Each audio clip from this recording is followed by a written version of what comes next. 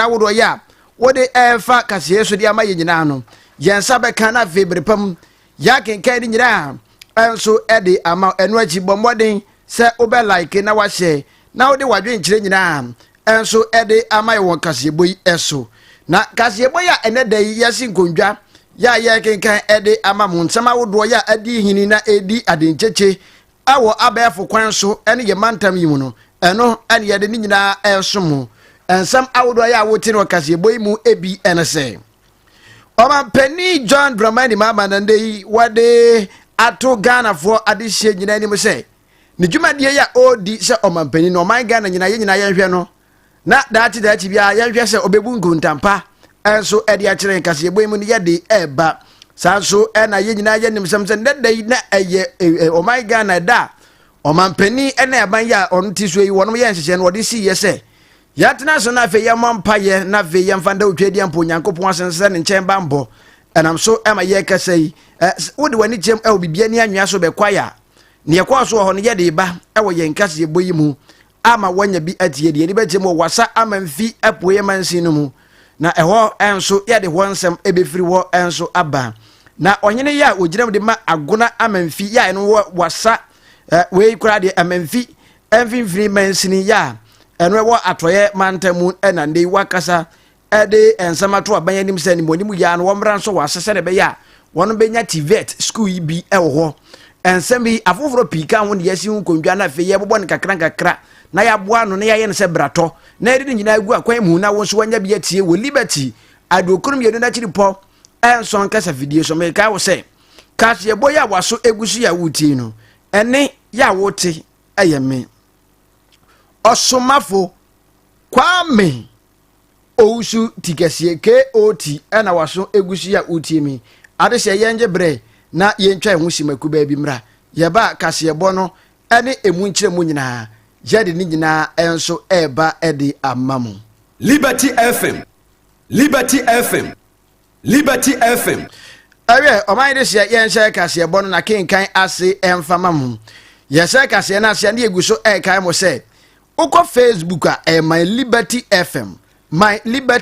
abushia bomode sa obe like na wa share na wo de wadwe nkire nso agu amebrepam ye bebo modern se ye be kenkan ni nyina enso ede ama de se yense kase bo no akenkan ase emfama ho ye se kase no akenkan ase ede ama odia omampani ya wono ena oba oman ti ase man Ghana mu a ono ena wo hwe na afi ototo ne nyina ede boase ne niema ebeko enkan ayo omampani His Excellency John Dramani mama na wotedi aye JDM na omampani John Dramani mama na ndei wakasa de ache Ghana adehye nyina se o kan wasi supempen na wasi ne pen se ndei enwa akonya pa se ono omampani John Dramani mama na mamuo mu no wono ma okura amamuo tumi nyina no empanimfo ane adehye nyina no wono ehwe se omdibre ya wono edie no ombedi ni mudie mu ombekura mu ye na nkoba se bedu ba bi na o my Ghana ye twe won dai wure ko ba sa dia ebe adwene pa wori semi tudwa wa bra ndei ya eye kuta won sabosom ya edi nkan kura no o my Ghana hye kwan so no empanifo edisi wo se National Day of Prayer and Thanksgiving eda ye de asi wo se gede bompa ye na figede ada otwedi apontuturubu nsu kwa menyankopon ase woni mo na hwe so pa ya wode aboye na eho eno wode sanse me tudwa na wabra na wono epe sa dwumadie ya etesa ho entoma ana wode etu edwa se eyade pa se ne nsama wodo bia no a wode atudwa no ohwe ani mu se enieba ebetumi akoyi na ohwe omampani John Dramani mama koroko gina ho na ne okotu ne Bible verses obie ya ene Yakubu ngoma timienu yemu edu enso James chapter 2 verse 17 eho na ne dai omampani ejina ye na odi kasa ne ho ena nokure ni wakasa atem se nokure adehye enya gidie woni mu pa na eno ena onenkasa ye mu no wode etu edwa se ene ya Ghana adehye ye de asi wo se ye bom pa da ba kwa nde wode asi nani so se ye fa sa kwan so na ya magidie ya adehye anya wa ban ni mu no ebekoso atena ne odo ne nkabom nyina no ye betumi amanatena ase na boma ye ntie wabra omampani John Dramani mama aka JDM ode ensem etudwa On this sacred day, therefore, as we pray and give thanks, let us also renew our commitment to living out our faith through truth, love, and service to our nation. Let us speak words that heal, not words that harm. Let us be honest in our dealings. Let us be generous in our compassion, and let us be upright in our conduct. We must hold those in authority, including myself, accountable to the highest standards of integrity and humility. Public office is not a privilege for personal gain. It is a sacred trust bestowed by the people and a responsibility to serve all, especially the most vulnerable of us. Even the office of the president, which by the grace of God I now hold, is not above the law. Leadership must be grounded in justice, in honesty, and a reverence of God. If we want a just Ghana, we must be just in leadership. A nation's greatness is not measured by the heights of its skyscrapers or the size of its budget. The values of its... Penny John Dramani Mama JDM and I would tell in Casa Wajabrana Watre and some Udumu Ediatre or Maima say Yebehu Nayahun and this wedding and in here in Yasa was on my near this year. Nafe ya bompa ye da uchedian punyankopon se esande oman no kra no ehye uchedian punyankopon sa esanse wono na utumi ade nyina ye na wo ne nkasa ye mu no ana wode tudwa biu wo ne nkyeremu ya na wode ma wo dwumadie no so no omampani His Excellency John Dramani Mahama ade sede pa ade etu oman banyina nim se yema yani na wo papa se abo wo na fe yenyi we kasa mun yimu ana kwa memetie me yabunu ni ana we asantini we afrafradi evan kusi hwi afi esum yimu we Kristo ni we se ne ne keka ho yenyi amanyosem so kra ento nchen na no na ekoba ne sa ebeboa ama oman no yempuntu en ye nchechire no atubi agina ne nan so na moma yentie omampani John Dramani Mahama. This is a precious gift we must protect. Let us remain vigilant against the voices of tribalism, against the voices of religious extremism, and against the poison of political hostility. These are the seeds of division that we must never let take root in our precious nation, Ghana. We must speak a language of peace, compassion, and mutual respect. We must build bridges, not barriers, for we are one people sharing one land and pursuing one identity and destiny.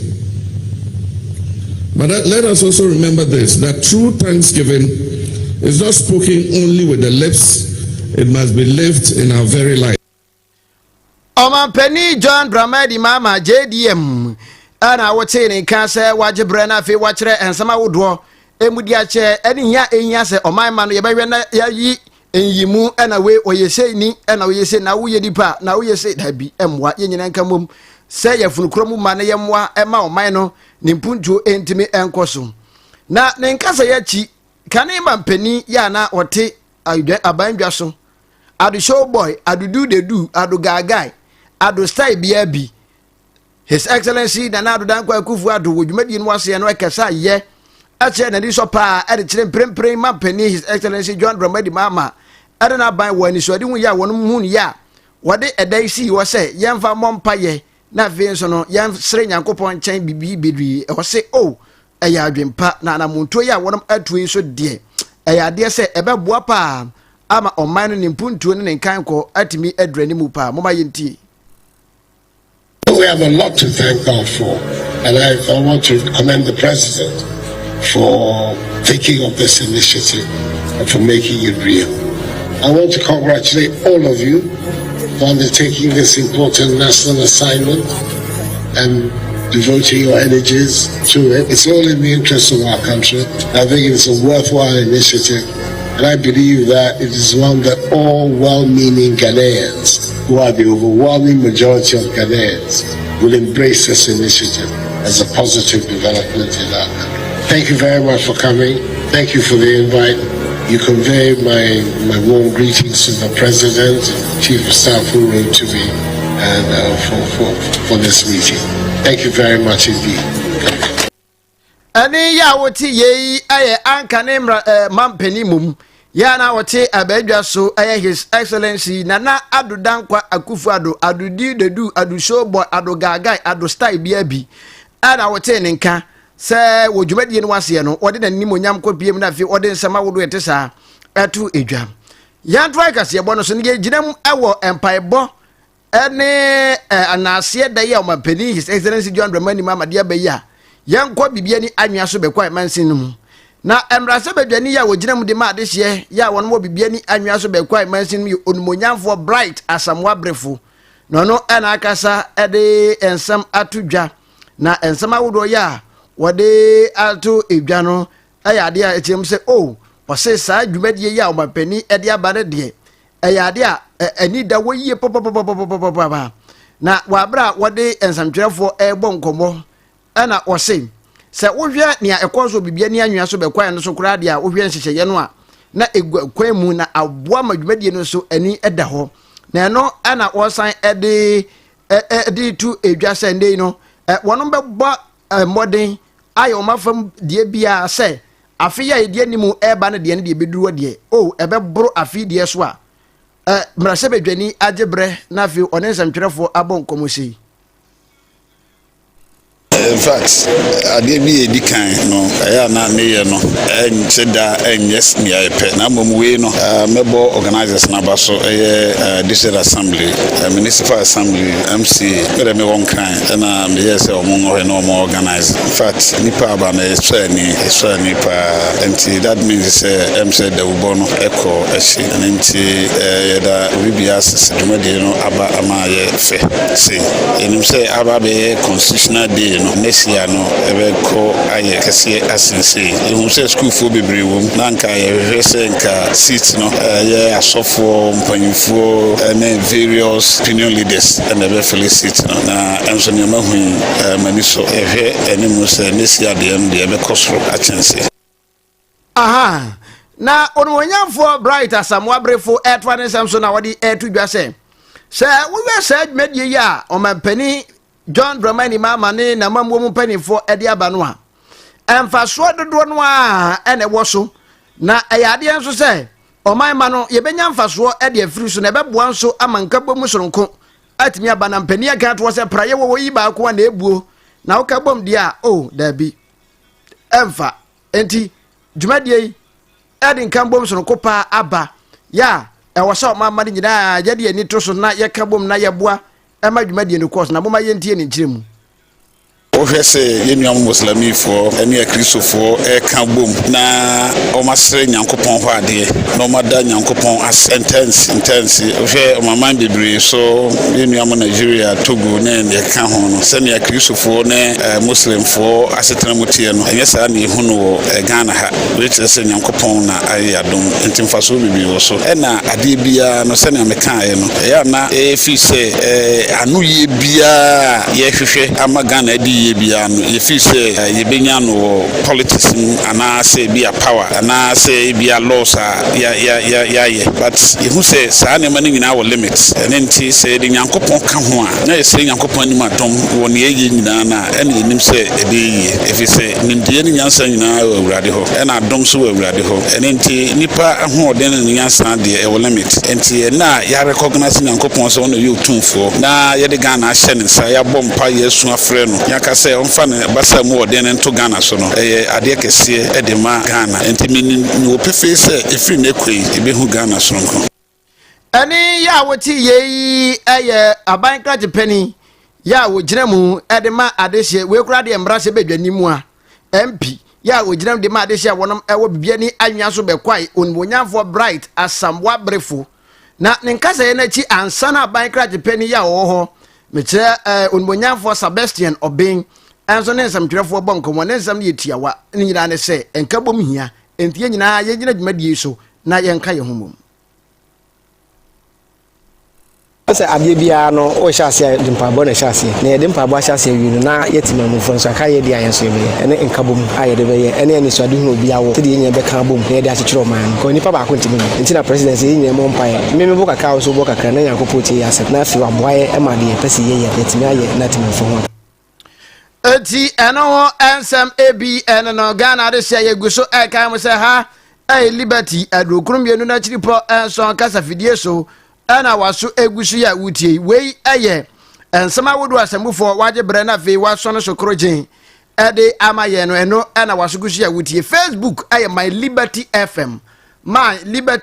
obo my na fe wode liberty fm aso so kama pa na ɛno ɛkɔba no sa like share wadwe gyere no bommɔden fa gu ma berepam yɛbɛhwɛ na fe ya kenkan ni nyina ɛnso ɛde ama ho yɛ to akase do so ɔyene ya wogyere mu ɛde ma de hia